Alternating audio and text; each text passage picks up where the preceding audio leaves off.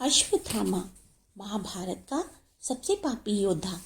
कहते हैं वो आज भी जिंदा है और पिछले 5000 सालों से वो यहीं कहीं भटक रहा है। आज भी उसके घाव भरे नहीं हैं। जी हाँ दोस्तों, आज आप जिस महान योद्धा के बारे में सुनेंगे उनका नाम है अश्वत्थामा, जो उस काल के सबसे वीर योद्धाओं में से एक था। महावीर अर्जुन, महाबली भीम, दुर्योधन और द्रौपदी के बारे में तो आपने सुना ही होगा, परंतु अश्वत्थामा के बारे में उतना नहीं जानते। अश्वत्थामा एक महारथी रुद्र अवतार और एक अद्भुत मणि का मालिक था। उसने अपने पराक्रम से कुरुक्षेत्र की धरती को दहला दिया था। अश्वत्थामा महर्षि भारद्वाज का पोता और गुरु द्रोण और कृति का पुत्र था।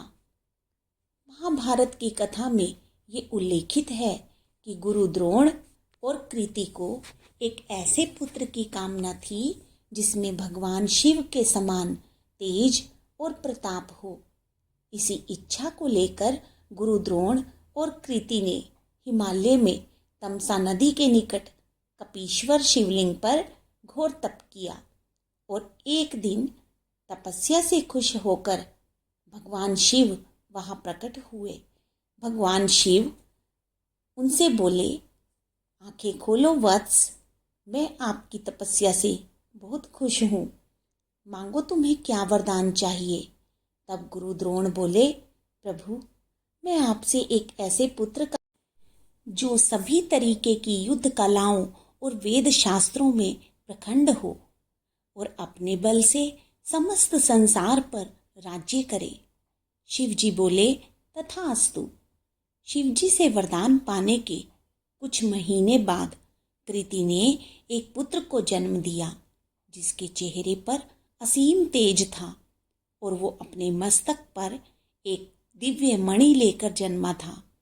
जन्म लेते ही उस बालक ने एक घोड़े की तरह हिनहिनाने की आवाज करी और इसी कारण उस बालक का नाम अश्वत्थामा पड़ा। अश्वत्थामा होनहार तो थे ही, पर साथ ही वो काफी गरीबी में पले बड़े थे। महाभारत की कथा के अनुसार अश्वत्थामा ने कभी दूध नहीं चखा था और दूसरे बालकों को दूध पीते देख उसे भी दूध के स्वाद की लालसा हुई और उसने कई महीनों तक महादेव की प्रार्थना की और अंत में उसे प्रसाद के रूप में दूध प्राप्त हुआ, जिसे अश्वत्थामा ने अपने जीवन में पहली बार चखा। अश्वत्थामा एक वीर था और उसकी शिक्षा स्वयं उसके पिता द्रोणाचार्य ने की थी, जिस कारण उसे सभी वेदों, अस्त्र शस्त्र का ज्ञान था।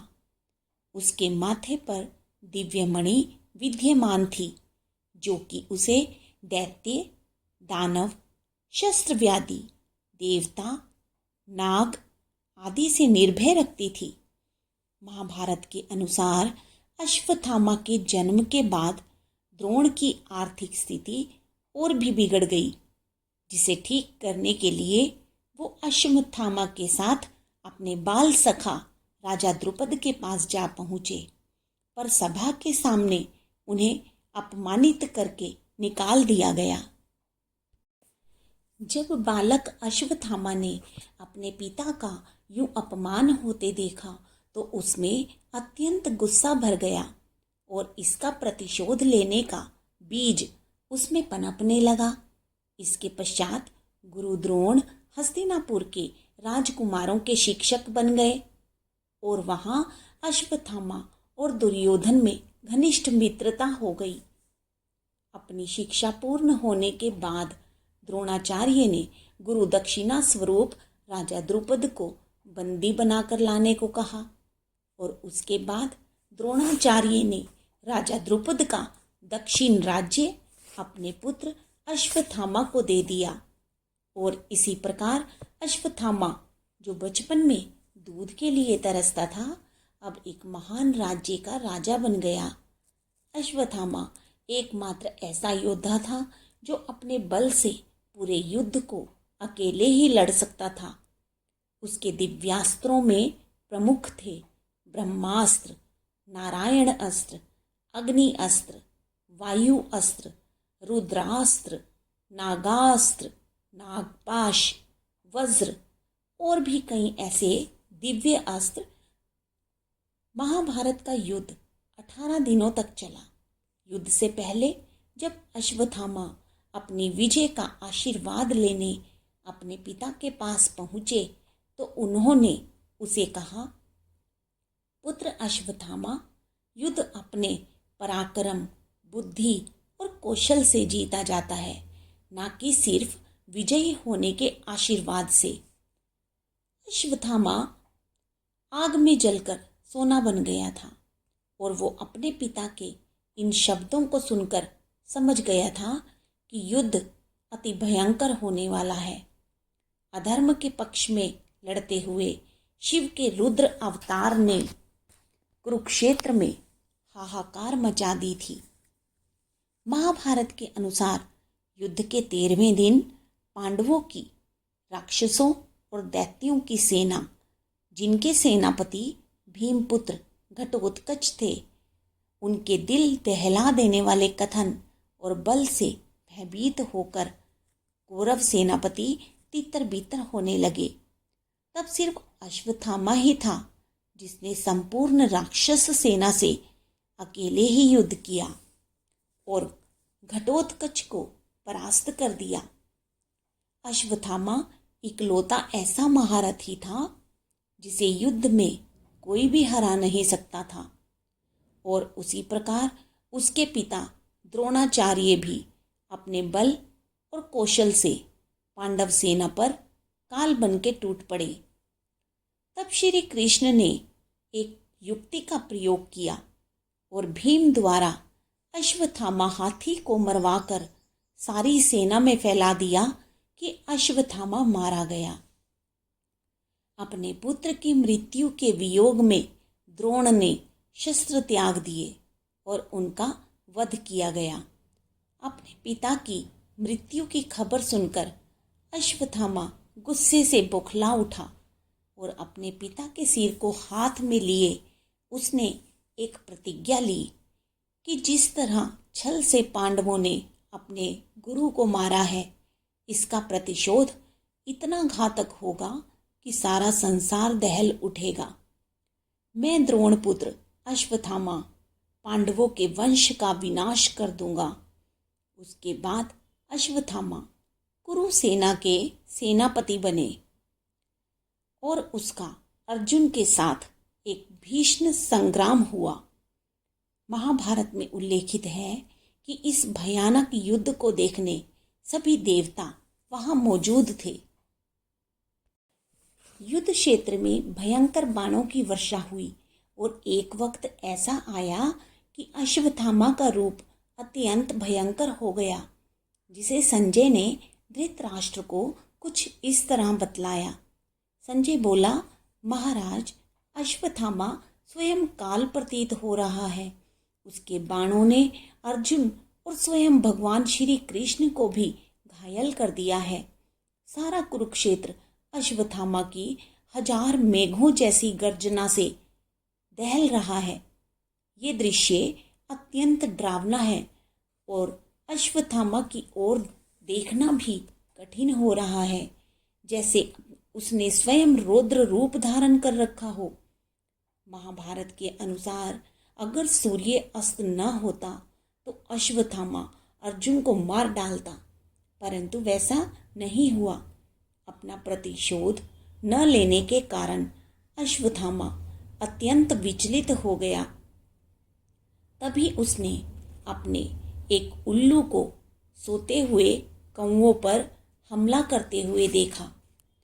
रात में सोते हुए द्रौपदी के 5 पुत्रों को पांडव समझकर मौत के घाट उतार दिया।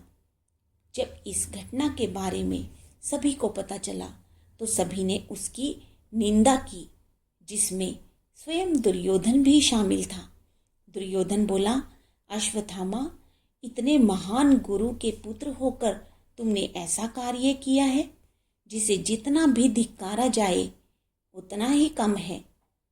सोते हुए को मारना ना ही वीरता है और ना ही क्षत्रिय धर्म।